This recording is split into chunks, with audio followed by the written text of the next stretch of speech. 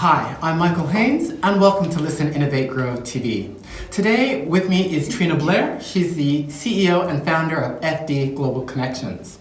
Trina, thanks for taking the time to speak with us today. You're welcome. Thanks for the opportunity, Michael. To kick things off, perhaps you can tell our viewers a little bit about FD Global Connections, what it's about, and what prompted you to establish the company. Thanks. Yeah. So it's actually FD Global Connections works with Australian companies to successfully launch in the US. Okay. Since 2014, when the business started, we've launched over 50 companies or worked with over 50 companies to launch in the US, East Coast to West Coast. Fantastic. Where I started, I had an international corporate career, lived and worked in New York for a number of years.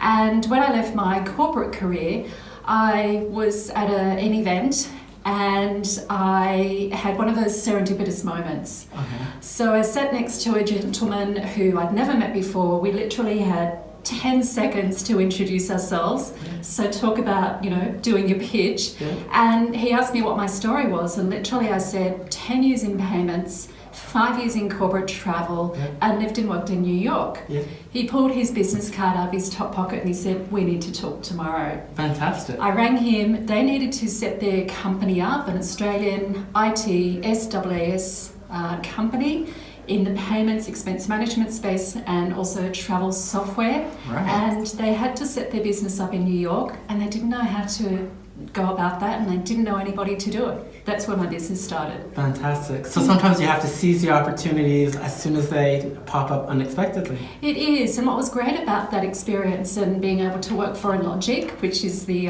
company name, was that it really brought together all of my skills. So strategic thinking, my love of the US and New York, my ability to adapt into a new role that was very different, but also the opportunity to connect again into my New York network, which I love. Fantastic. Trina, can you tell us what you see as some of the gaps with early stage startups that have aspirations of gaining business clients and customers, both in New York and the US generally?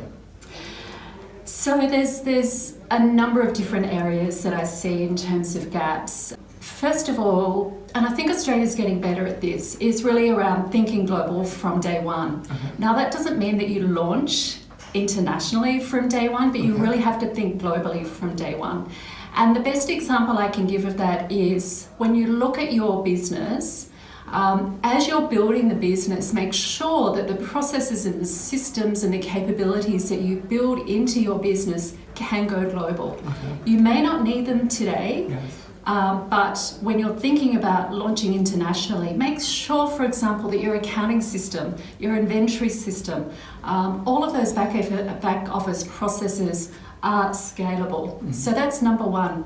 Number two is make sure that you understand your customers in the global market. Okay.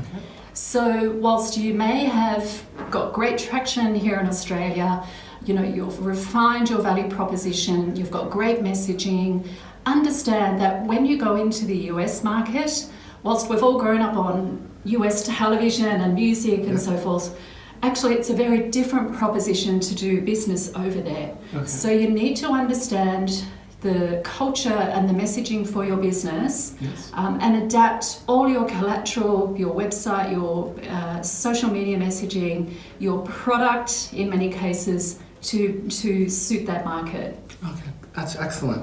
And just further along that same thinking, in terms of getting that understanding, that listening, as I call it, to understand that the U.S. market, what are any quick tips in terms of how to understand the needs, particularly when we're talking from a product or service perspective for those business customers? Any quick tips in terms of gaining that understanding, because that's quite important. It is. So a couple of areas there. So one is make sure that you've got people around you that know the market. Mm-hmm. Make sure that you engage people who have got experience in the market. Yeah. There are lots of experienced people here in Australia that have lived and worked in the US, Yeah. whether that's at corporate level or whether that's as an entrepreneur themselves. So make sure that you're reaching into that community of experts. Also, go over there. Take a visit. Not to sell, but to listen and learn. And that's really important for a lot of businesses. Again, because we've grown up on American culture, we think that we understand the American business scene. But until you actually go over there, organise some visits, organise meetings, and really just listen and learn. So that would be one of my top tips for early stage scale-ups as well. Fantastic. And so Trina, for FD Global Connections, perhaps just continuing on that listening, understanding theme, can you perhaps give us some of your own experiences of how you've been able to get an understanding both in terms of the needs of startups and scale-ups, as well as some of the US clients and customers? How do you go about keeping a pulse from both perspectives, both sets of customers that you work with?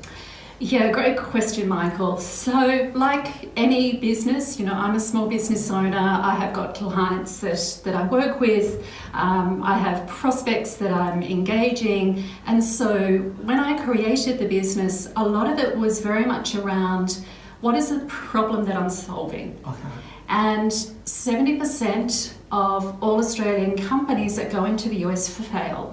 So what was it in that research that came out, I think in 2011, which was causing Australian businesses to actually fail?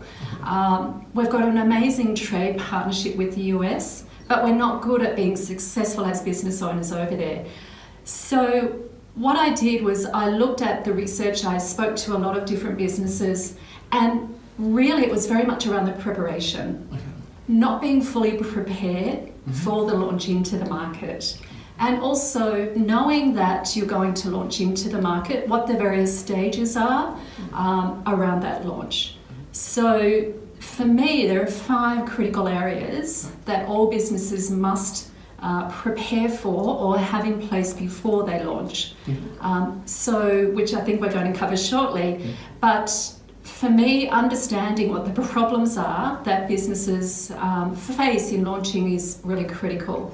There are also 2 other big problems for Australian businesses in launching into the US. Okay.